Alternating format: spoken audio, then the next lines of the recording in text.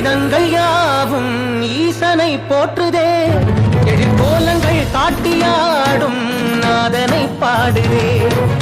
ஆரூரன் தந்த பாடல் அடியாரை போற்றுதே, அதில் காணும் நாயன்மாரின் பக்தியை பாடுதே.